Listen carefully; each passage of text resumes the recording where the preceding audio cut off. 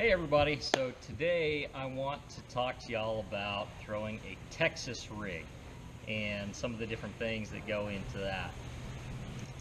First of all, let me show y'all what a Texas rig looks like, okay?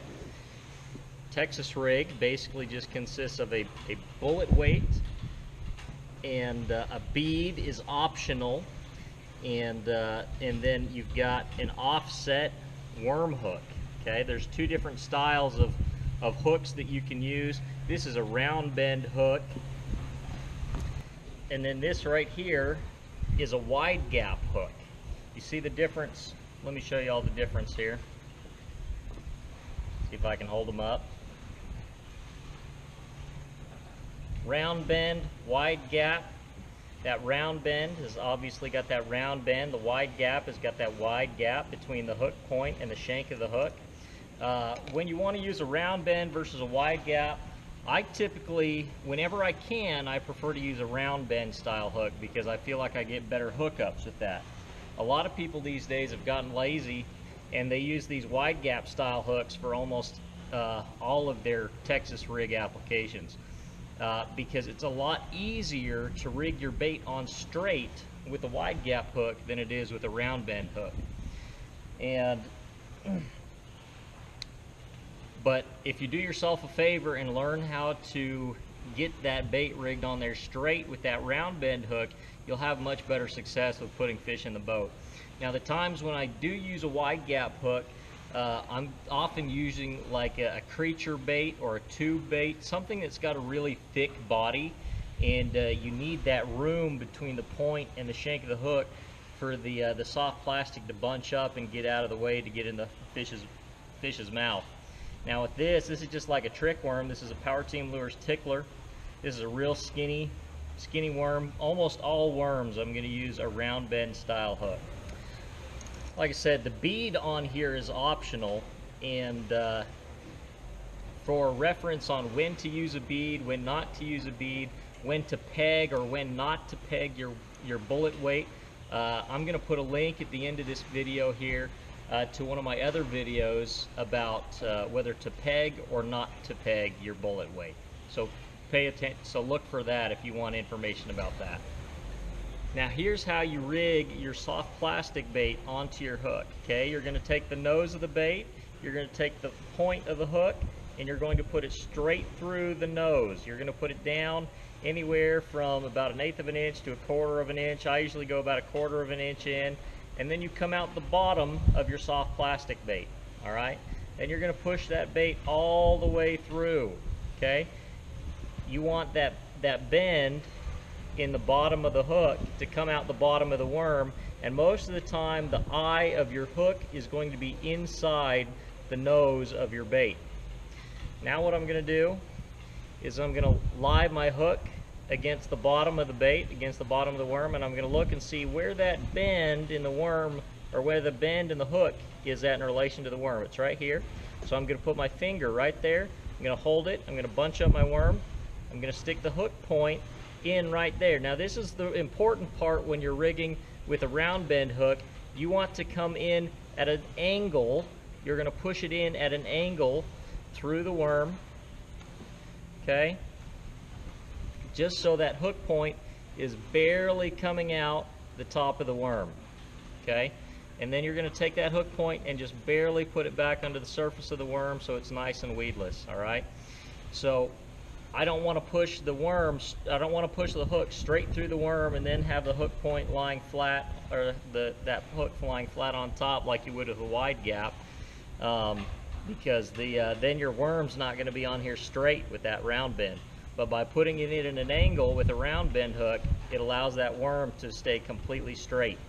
Now with a wide gap hook, you would have pushed the hook point all the way through so that flat part of the shank lies flat against the top of the worm, okay? I can't stress this enough. Don't bury your hook point in the middle of your worm. I see guys doing that all the time. I don't know how you're supposed to hook a fish doing that. I have another video about just that topic. Again, I'll put a link somewhere at the end of the video for that one. Okay, let's go ahead and talk real quick just about the equipment. I don't want to spend a ton of time on this because it's pretty basic. I've just got a bait casting reel. Generally, I'm going to have a fairly fast reel because I want to pick up slack pretty quick when I get a bite and I need to set the hook. I use the Ardent Apex series. Any of those bait casters are real good. As long as you've got like at least like a 7-to-1 gear ratio, you're pretty good for Texas rig.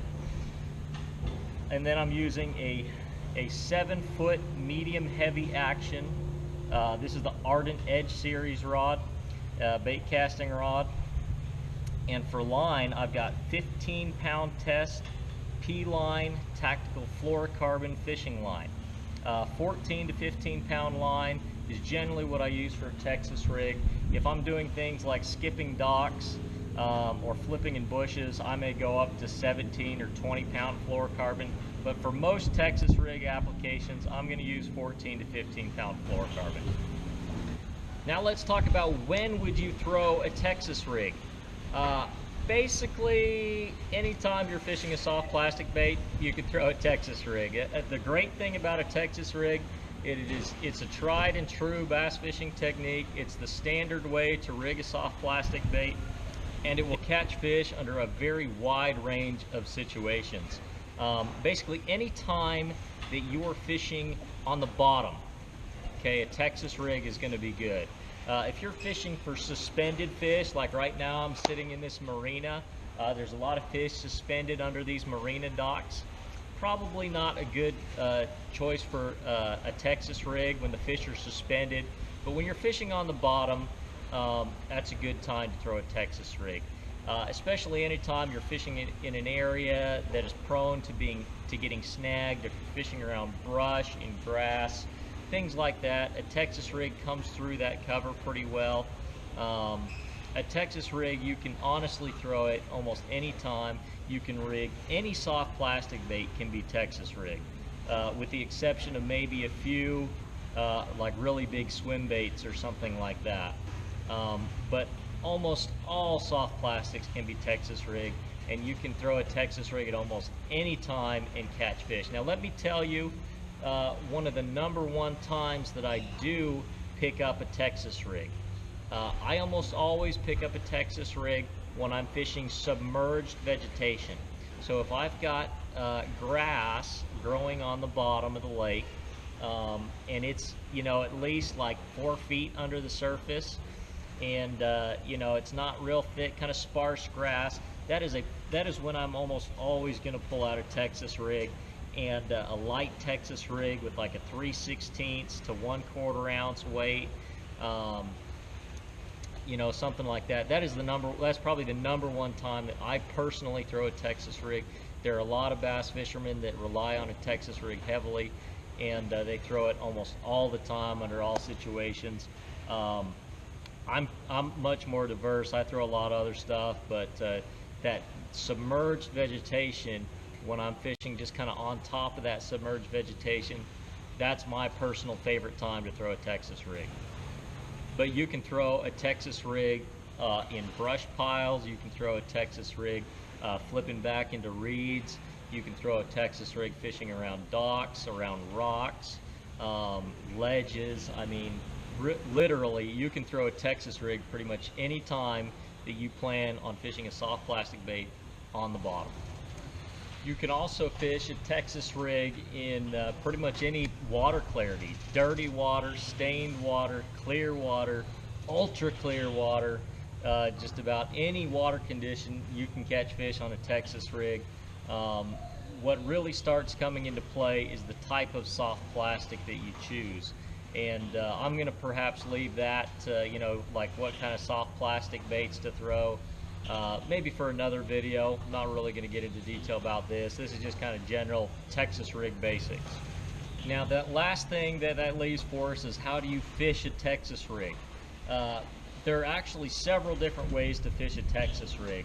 The two most common ways that I see other people throw a Texas rig or use a Texas rig is where one is what I call the lift and drop.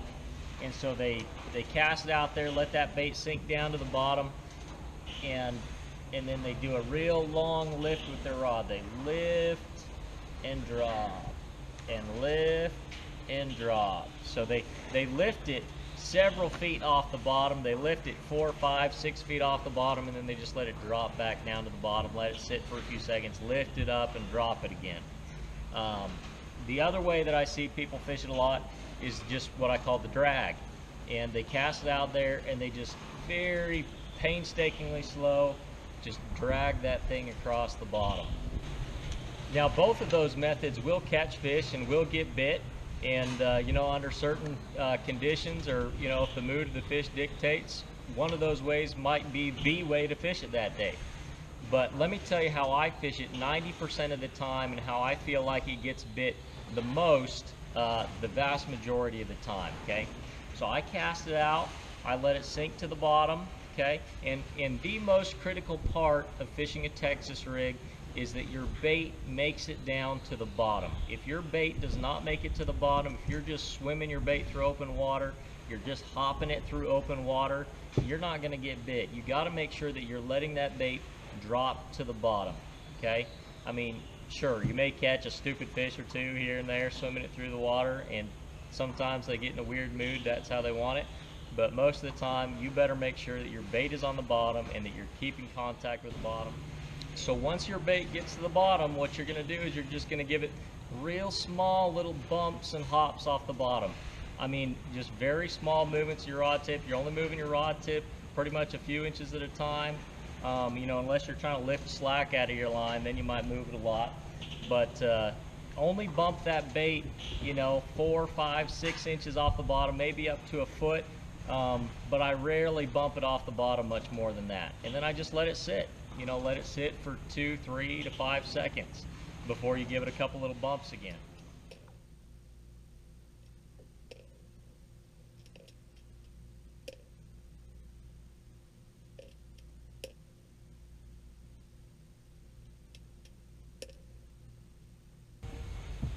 Now that's the general way that I fish a Texas rig.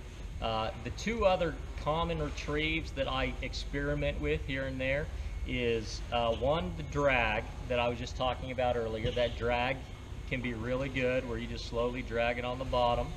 And the other method, I guess, would be what a lot of guys refer to as stroking or shaking that Texas rig. So I fish it really aggressively, and you shake your rod really hard. You pop that bait really high off the bottom, bring it 4, 5, or even 6 feet off the bottom, and let it drift back down to the bottom. And that whole time I'm shaking my rod real hard, you know, trying to get it up. So as I lift, I kind of shake that rod like that, and then just let it drop back down to the bottom. Shake, shake, shake, shake.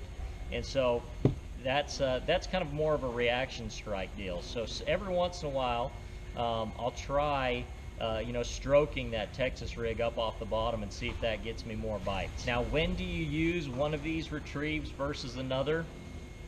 Let the fish tell you. They're really, I can't tell you a set of conditions that I look for in particular, you know, in order to use one of those retrieves versus another. I just experiment every day. You know, I want to find out what the mood of the fish is that day. It can be very different from one day to the next. So I'll alternate, you know, between my normal Texas rig retrieve and maybe, you know, every 4th or 5th cast or something, try stroking it, see if I can't get bit, and or try dragging it. I just experiment with my retrieves every time and see as soon as I start noticing one retrieve that's gotten a couple more bites than another, as soon as I get 2 or 3 bites doing one type of retrieve over another, then that's the retrieve that I key on for the day. One other key aspect that I will mention about the Texas rig is that you want to make sure to set the hook nice and hard. Okay, you will see in these video clips that I'll show you here catching fish how hard I set that hook. The reason you want a nice hard hook set is because your hook is buried in your soft plastic. You want to make sure that you push all that soft plastic and bunch it up so that it can expose the hook and get buried into the fish's mouth. So now that I've explained it, I want you guys to see it in action. Okay, watch these videos of me fishing a Texas rig and catching fish on a Texas rig, and pay attention to how I'm fishing it. Pay close attention to my rod movement, how much I'm moving my rod, and to how slow I'm fishing that bait.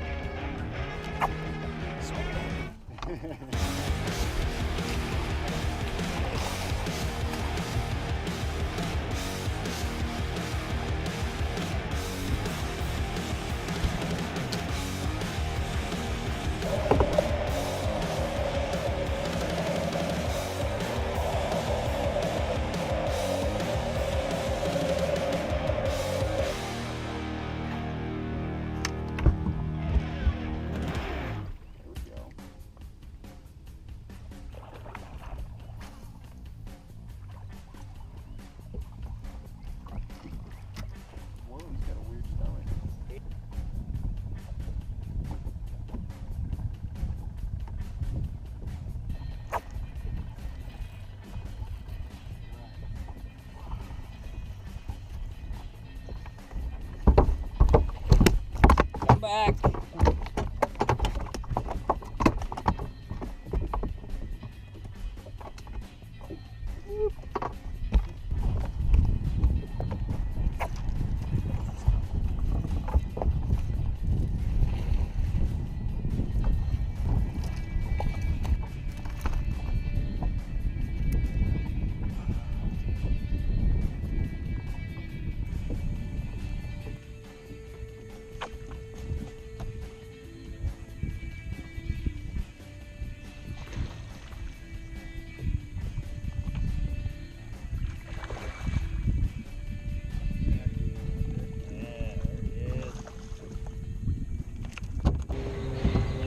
All right, everybody, that should wrap it up for Texas rigs.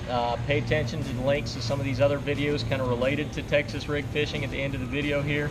And hopefully this will help y'all catch more fish on Texas rigs. If y'all have any questions about fishing a Texas rig, post them up in the comments here. Also, YouTube videos are great for being able to get information and see information and see things in action. But YouTube videos can only do so much. If you'd like some hands-on experience getting out on the water and with me showing you how to fish a Texas rig or other bass fishing techniques in a lot of my videos, call me up for a guided fishing trip. anderminey.com. And it's like I said, it's one thing to watch YouTube videos. They're very helpful. But what is certainly absolutely more helpful is being able to get out on the water with somebody who's experienced and knows what they're doing and can show you how to do things and show you what you're doing wrong as well. That's very important. So thanks for watching, guys. Remember, you're only one cast away from totally making your day. Thanks.